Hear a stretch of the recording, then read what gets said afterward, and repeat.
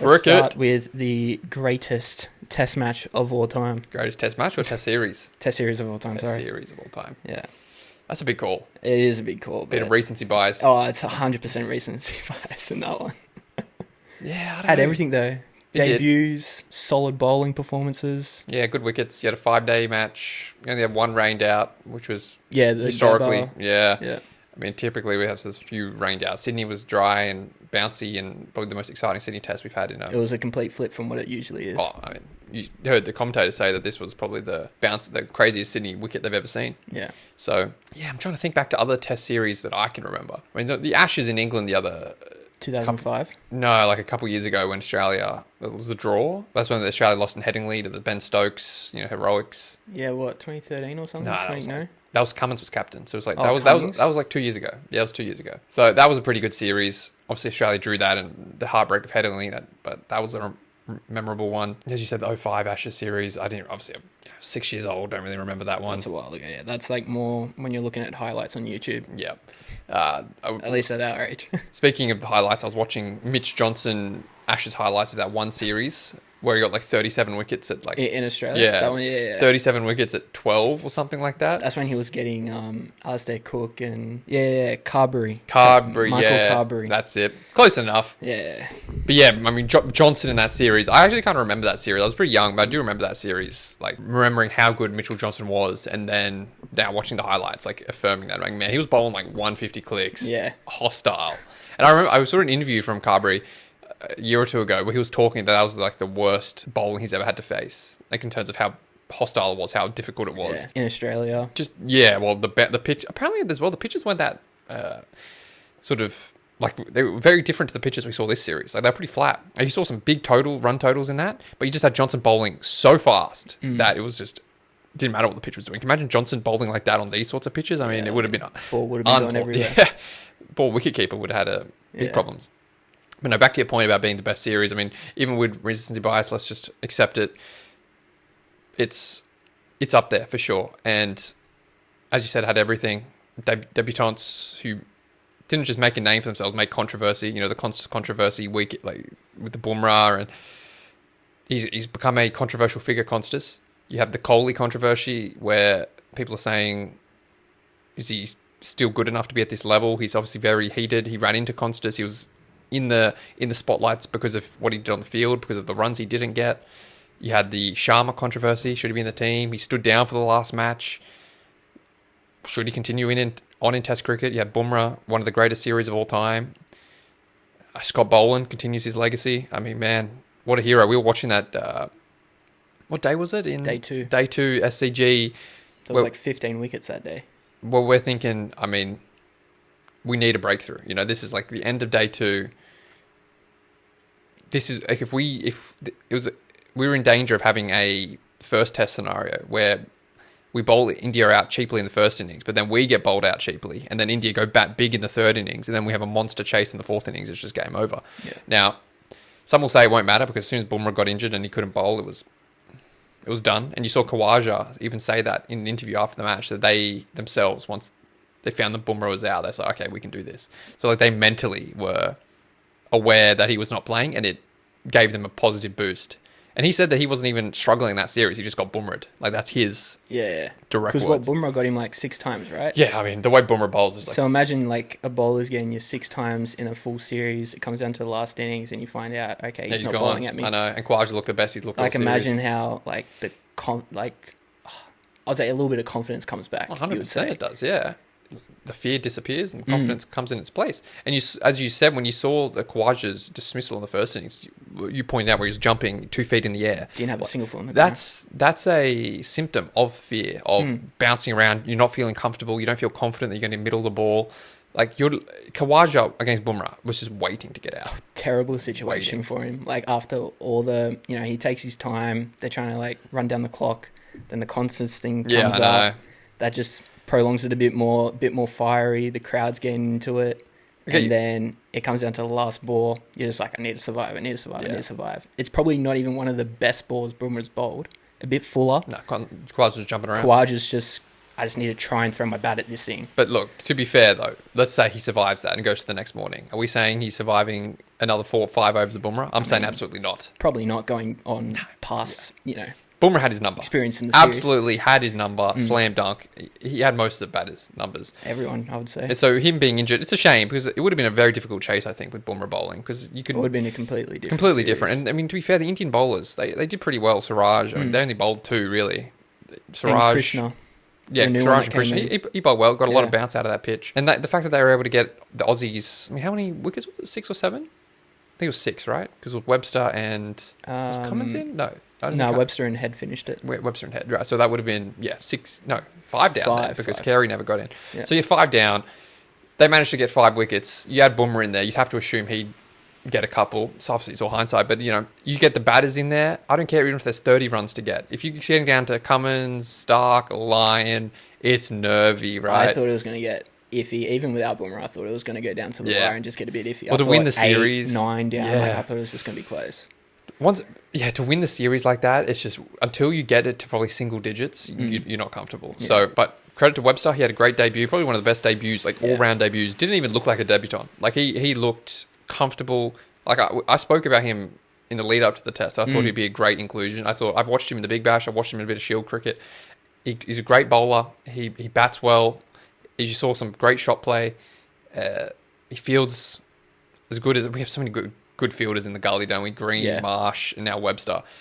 He's kind of slip capture Webster, but he was excellent, and he really, I mean, you can make an argument that he was, along with Boland, was the reason we won this test match. His 2 innings with the bat, he bowled well in the first innings without getting a wicket, got a wicket in the second innings, was able to just hold up an end, doing what Marsh couldn't do, where he could just bowl, like Marsh could maybe bowl 2-3 overs, Webster was able to bowl 5-6 overs, and that gave the bowlers a break, which they desperately needed, and that was honestly the difference. It was excellent selection choice by the selectors. You've got to give them credit for that. I'm sure there's a few other bowlers and stuff they could have picked. And one thing I'm liking right now about the way the Australian selectors are going about it is that Shield cricket really matters. Like if you perform well in Shield cricket, you are in line. Now it's difficult because our team is so set. Like you had Boland just tearing away in Shield cricket for years till he finally got a spot. Webster's 31. Like you're having these players who have to play a lot in Shield cricket. But if you have a good couple years, the opportunity is going to be there, and you just have to be ready to take it. And we're seeing these players who are a bit more mature, who have been there and done it for a while in the Shield cricket, come in and they're just ready. Just for them, it's just another test match. Now you saw with Constance had that great first innings, but I said after that first innings when we were on this pod, I said I'm a bit worried about how he's going to go next with all the Instagram followers, all the media attention, and you could tell it got to him. He in that last innings, in that second innings, he was basically trying to play like a T20 innings. I think it's got to him mentally that he has to be the guy to come out and swing and go after everything. And I don't think is able to go backwards in a gear. Like I think he can only go up in gears, and which is fine in the Big Bash. But in Test cricket, yes, you want to play your shots. Yes, you want to go after the bowlers. But it's also about being able to go, okay, I've just hit a 6 and a 4. Let's rein it in for a couple overs, and then when a bad ball comes, we're going to smack. Just be able to sort of measure your innings a little bit more. Make the bowlers think, okay, he's not just going to hit everything. Maybe he'll go back a little bit and come forward. I just think it's getting to his head a little bit, and he's got a lot of work in progress to do mentally. I think what he did with Bumrah, when he spoke to him at the end, when he was up his run-up, saying, what's wrong, you're not getting any wickets, like, saying that to Bumrah, it's just a recipe for disaster. And as you said, it literally got Khawaja out. Yeah, it's like a time and a place thing, right? Yeah. It's like coming down to the end it's coming down to the end of the day. But that's my point about no backwards gear. Like you shouldn't be doing it then. I've always been very iffy, like back in the day when I used to play cricket, like talking crap to the bowlers, like they've got all the ammo, like, setting fields around you, bowling to the places where you don't want to be bowled at, like bounces and stuff like that. Until you get 100, you really can't say anything, right? Yeah, like you can't do anything. Yeah. Like the bowler has like all the cards in his hand basically at that point, especially when you're in the middle of the pitch and when you're saying it to... the best bowler in the world. Possibly at the moment, that's having the series of his life. Career of a series. He's in the... What do you have? Like, he was in the top 3 for the best performance bowling figures-wise in Australia from an international player, I think. Wow. Something like that. There's sort of just like a time and a place. I get what he's trying to do.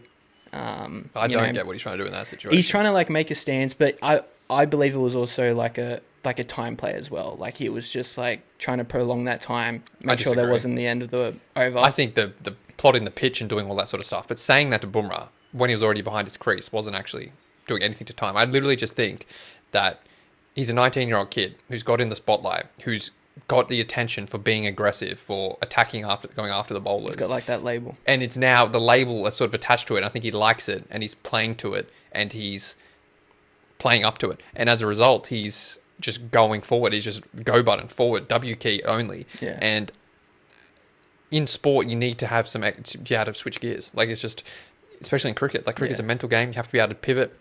So in Rishabh Pant in his innings, he didn't just in that second, he didn't just hit at every ball. Like yes, he was smacking, but you saw a couple of times he'd block. He'd go slow for a couple of balls when the bowling was good. As soon as he got a bad ball, bang, gone. And you saw with Rishabh Pant earlier in the series, he got criticised a lot for going for big shots when it just wasn't necessary, when it wasn't the right time. He got out on one a couple of times, and one in the MCG when Pant and who was his partner in that? Was it still Jaiswal at that point? When it was the third wicket and they were just. Yeah, I think it was Jaiswal. In the second innings, you're talking about? Yeah, in the second innings when they were 3 down. And if they had batted longer, it would have been nearly impossible for the Australians to have enough time to bowl him out. And then he did that hit the pull shot to Travis Head and hold out. Yeah. And that was essentially the end of that match. So now Pant has a lot more experience and notches under his belt than Constas does. And I think Pant has been able to switch gears a little bit. But his role in the team is to be aggressive, just like Constas is. But as you said, time and place, you've got to learn. A lot different from when you're an opener compared to a middle order batsman. Exactly. As well, for the aggressive sure. card. Exactly. And I said, he's trying to establish himself, and I saw on Twitter and all that, and the comments, which isn't indicative of overall public perception, but you're starting to see that certain, even Australian fans are starting to not like it too much. Like a lot of people just generally are. What kind of crowd is it, though, of the Australian fans? I think it's going to be the people that are opposed to the smug sort of confidence. Like it's just in the general. Modern cricket game? No, I don't think it's even that. I think it's more people who, like, when you look at Jerome Luai and people are just going to be turned off by that style. Now, some people will love it, but there's a lot of people who just, when they see arrogance, overly like confidence bordering on arrogance, people just get turned off. I think it's just a personality trait, to be honest. And you started to see those people, especially what happened in the second innings the first innings with Bumrah. You saw that start to come out where a lot of fans people were defending him too, but you had people coming out and criticising him, saying he needs to reel it in, and he hasn't done enough to be able to talk like this yet. Obviously, India fans were tearing him apart, but that's just partisanship. I mean, that's cool. That's going to happen. So what would you give his like grade for the 2 tests that he was in? Honestly, I'd just give him a C+. Is that a pass? It's just above. I'd say it's about 60%. Yeah, it's a credit. It was obviously what he did in Melbourne in that first innings was great to watch. He set that test match alight, put Australia on the front foot, but then he really did not do much for the rest. He did get us to a good start in the second innings of the SCG, which sort of quieted the nerves. But I think you can also argue 25, right? Also argue that the bowling was so poor in those first few overs in the SCG that I think the bowlers were trying too hard to get a wicket. Yeah, they felt like Bumrah's not here. We have to get a wicket. We have to make a breakthrough. And as a result, they were spraying it everywhere.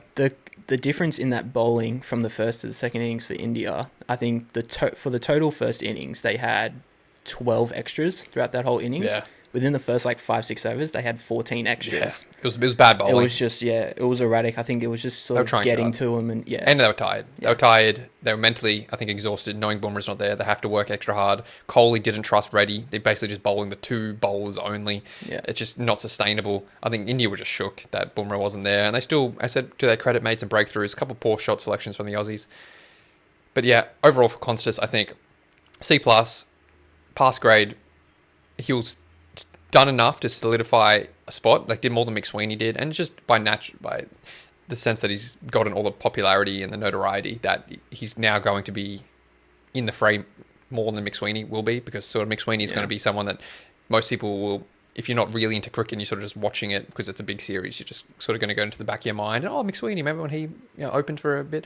Whereas Constas has sort of ingrained himself into the memory psyche of a lot of cricket watchers. So he's going to get more of a shot. He's still young, so he's clearly going to get opportunities. I'm sure he'll probably go to Sri Lanka and open. Sri Lanka, right? But, it'll be just interesting to see how he goes, because for me, I'm getting a sense of a little bit of Jake Fraser McGurk in him, where what's happening with McGurk this year in the BBL, where there's all this weight of expectations. It's his first year coming to the BBL, where he's an established superstar. He went great in the IPL. He's been great in overseas leagues. He's been playing for Australia in one days and T20. He comes to the Big Bash, a competition where he's supposed to dominate, where he's supposed to show all his skills. He's fallen flat on his face so far this year. And I think Constas has got the same sort of boat where you start off well with no pressure. I mean, you only have one innings really with no pressure. And then the pressure starts piling on, starts getting amped up. And it's like, how do you deal with that? Is in cricket, which is a mental game, how you deal with the pressure and the added extras that come onto you mentally is just as important as how your technique is. So the jury's still out on him, but he's definitely done enough to give himself more chances to prove himself long term. Yeah. I don't know, what would you say? You agree? Or Yeah, no, I agree. I would definitely give him a pass mark. Batting wise, nothing against the first innings. That was probably the absolute stellar performance out of all four of them.